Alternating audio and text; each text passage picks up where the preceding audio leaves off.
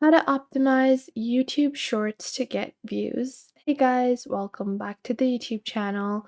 Today we'll be doing a quick look at how you can get started with YouTube Shorts and what are some of the tips and tricks that I have. This is just a really old channel, and I'm just showing you guys some of the basics you can apply to be able to create a YouTube short with a lot of converting views. So, a lot of the times people misunderstand the purpose of YouTube shorts. I don't recommend shorts as your main form of content. I do think that you should focus on long form videos and use shorts as a way to get more people to view your long form videos. So I do have quite a few different tricks, but let's just take a look at some of our lists over here. So the first trick that I have is looping your shorts. What do I mean by looping your shorts? Looping your shorts basically means that the start and the end of your short would make sense. And a lot of the times this leads people to watch your short again. For example, if I was to go back into YouTube to show you guys a example, I will just go on ahead, go into YouTube. So we have this creator over here, and if I go on ahead to her shorts over here, and this person is going to, by the end of the video, it's going to be starting off the same. So they're going to be like, oh, this happened, and then Sunday morning I was super hungover. So it just makes it seem like the video can be played in loop indefinitely, and that is a great way to get more views on your YouTube shorts. Secondly, is to add captions. Now, adding captions has proven to increase watch time. Adding captions can be super easy. You don't have to make it super difficult for you. You can use a tool like CapCut. For this, CapCut also has a automated feature to add automated captions, and then you can just correct those captions if there are any mistakes. Now, the third tip I have is to re-upload shorts. Now, if you feel like you created a super high quality short, let's say we had a super nice short and I didn't get any views on it. If you are sure that you have good quality content and you think that, oh, this isn't performing to what you expected it to perform to, in that specific situation, I do think that you should delete your short and then re-upload it later on after a couple of days or a couple of weeks, and then YouTube will recategorize it, reanalyze it, and you might be able to get more views on your YouTube short. Now, the next tip that I have is to leverage a successful format if you find what is good for you. So, let's say that I was creating shorts for cooking and it wasn't working out. But if I started creating, YouTube shorts for gaming, it was working out. So, you want to be able to see a specific format of content that is working for you. You guys can see this person has found that gaming content like this of direct action of the games is working for them. They have a lot of views and they're copying and pasting that same format. They're not trying to change it up, they're not trying to make it new. No, you want to follow a similar kind of format. Now, the third thing I have is using trending music. Now, what is the point of using trending music? And I'm not sure if this shows up on PCs, but if you go on to YouTube over here and you go ahead into the trending section in the explore section and go into music, you will be able to see a lot of different songs. And if I open up any songs, I have this song over here. You open up the description, and it's not available over here, but on the mobile version of YouTube, you will be able to see remixes, and it will show you the option to remix this video or song. And then from there, you just want to select the audio and you want to remix the audio. And what it does is that it shows featured shorts in the bottom of the description of the music video. And music videos are some of the most viewed videos on YouTube. So you really want to be able to get this specific kind of target marketing.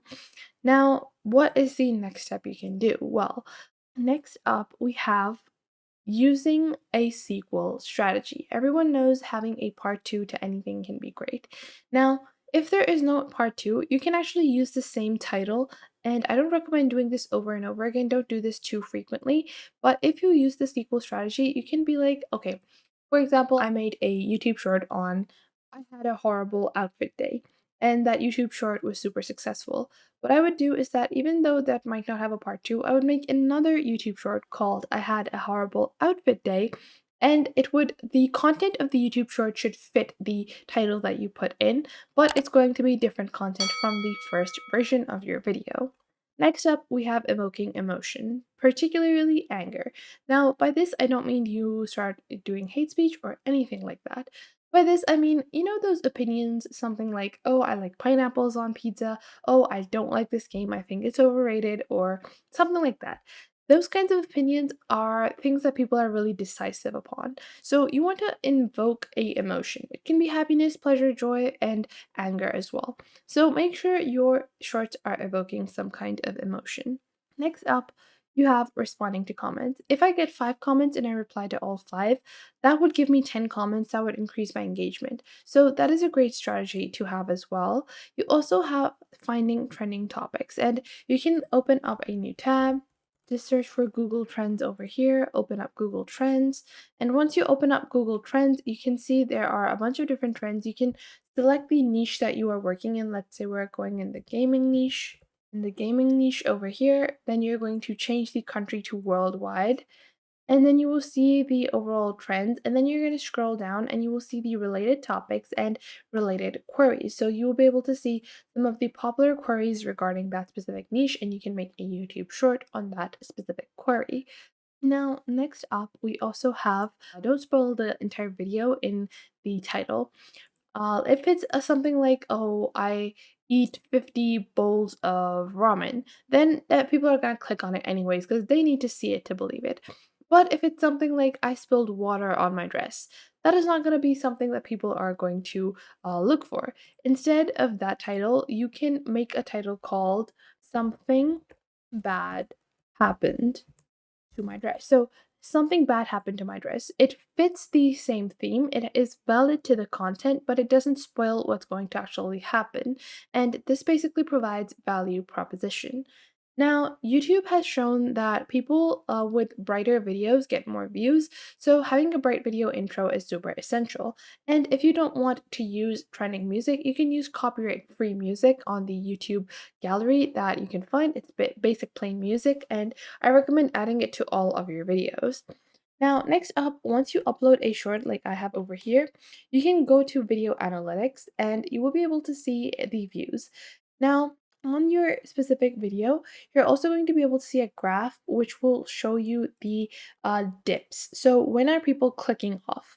And whenever you see wherever the dip is in your video, you want to see what exactly happened that people lose interest in your video and click off, and you want to make sure you are not repeating the same thing in the rest of your videos as well.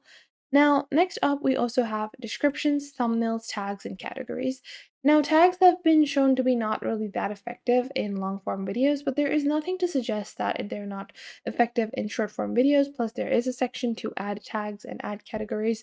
So, I do recommend that you go into details, add a description, add a thumbnail, add it to a playlist as well. And if you click on show more over here, you have automatic chapters. You can add your tags over here, language specifications, and remixing. So you want to allow remixing as well to get more people to engage with your content.